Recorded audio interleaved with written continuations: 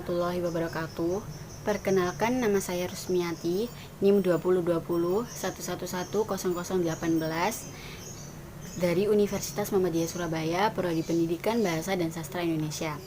Video ini dibuat untuk memenuhi tugas apresiasi sastra, menganalisis unsur intrinsik dan unsur ekstrinsik pada cerpen.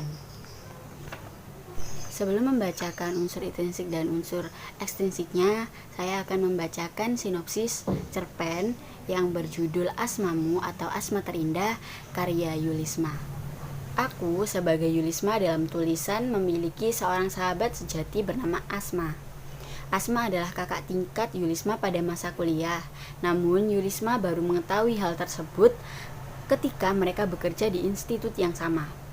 Yulisma mengenal Asma melalui perilaku Asma yang santun, tutur katanya yang syahdu. Bahkan Yulisma terinspirasi oleh seorang Asma untuk terus berpikir maju. Yulisma juga mengenal Asma sebagai pendengar yang baik, suka bergurau dan wong setiti. Wong setiti adalah orang yang berhati-hati dalam berpikir, bertindak, dan membelanjakan uang atau biasa yang disebut hemat. Ada saat ketika mereka menerima gaji di awal bulan, Yulisma dan teman-temannya berpikir untuk membeli ini dan itu serta kebutuhannya.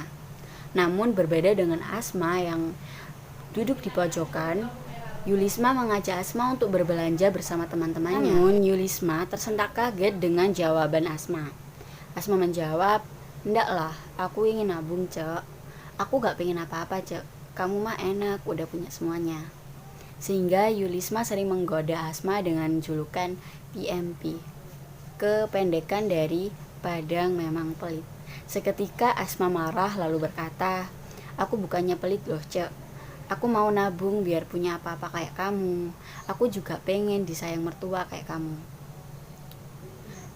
Seketika juga Yulisma langsung meminta maaf dan berkata bahwa dia hanya bercanda, dan Yulisma tahu bahwa Asma sering menraktir, jadi gak mungkin Asma itu pelit.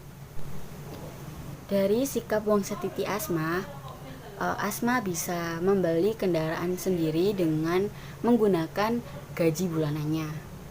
Selain bekerja di institut yang sama dengan Yulisma, Asma juga bekerja sampingan sebagai guru les.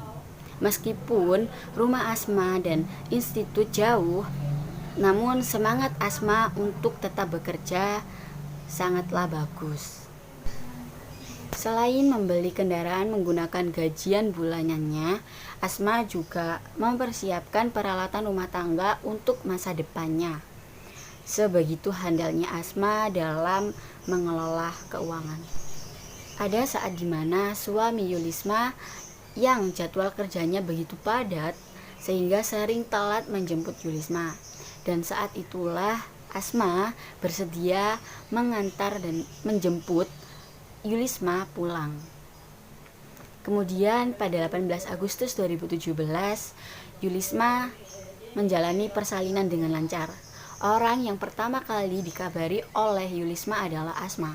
Sebegitu istimewanya Asma bagi seorang Yulisma. Kemudian pada 27 September 2017, Yulisma sedang di dapur mendengarkan dering bunyi telepon yang begitu bunyi secara terus-menerus, sehingga Yulisma mengecek telepon tersebut. Dan Yulisma mulai membaca sebuah pesan yang bertuliskan, "Innalillahi wa inna ilaihi rajiun, telah berpulang ke rahmatullah saudara kita." Saat itulah Yulisma duduk lemas, hilang arah dan kendali. Yulisma masih tetap tidak menyangka akan hal tersebut, bahwa sahabat sejatinya Asma harus berpulang ke rahmatullah. Asma adalah sahabat terbaik Yulisma. Yulisma mengadu kepada Tuhan dan berkata, "Tuhan, mengapa kau ambil sahabatku ini? Kami belum selesai mengukir kisah bersama. Aku lupa tak sempat meminta maaf padanya di saat-saat aku salah. Aku belum mengucapkan salam perpisahan yang indah, Tuhan. Namun Yulisma sadar dan belajar bahwa semua yang bernyawa pasti akan tiba masa menghembuskan nafas terakhirnya. Kemudian Yulisma menulis, "Sahabatku, tak cukup kata yang ada di dunia ini untuk melukiskan tentang sosok dirimu. Aku hanya bagian kecil dunia yang ingin mengungkapkan isi hati melalui setitik tinta. Sahabat terbaik, doaku hidup sesurga bersamamu. Aku tak boleh kecewa, meski keadaan hidup lebih mengecewakan untuk membuat kita kecewa. Kabar terakhir ini sungguh sangat sakit sesakitnya, tetapi semua harus kuat dan tetap melanjutkan hidup. Kau yang sekarang berada di alam yang berbeda denganku, semoga rahmat Tuhan menyertaimu, kebahagiaan pun turut bersamamu." Sekarang memasuki unsur intrinsik. Yang pertama ada tokoh. Tokohnya ada aku sebagai Yulisma, Asma, dan suami. Yang kedua penokohan. Yang pertama ada Yulisma sebagai seseorang yang tegar. Yang kedua ada Asma sebagai seorang sopan, ramah, dan hemat. Yang ketiga ada tema tentang persahabatan. Yang selanjutnya ada nomor 4 ada alur. Alurnya campuran, yaitu maju, mundur, dan maju. Yang kelima latar tempat, di sekolah, di dapur, di rumah, di kota metro. Latar waktu 2 tahun yang lalu awal bulan. Keenam ada sudut pandang, orang pertama, pelaku pertama. Dan yang ketujuh ada amanah. Amanahnya adalah ketika kehilangan sosok yang sangat begitu berharga dan kita cintai, kita tidak boleh merasa sedih.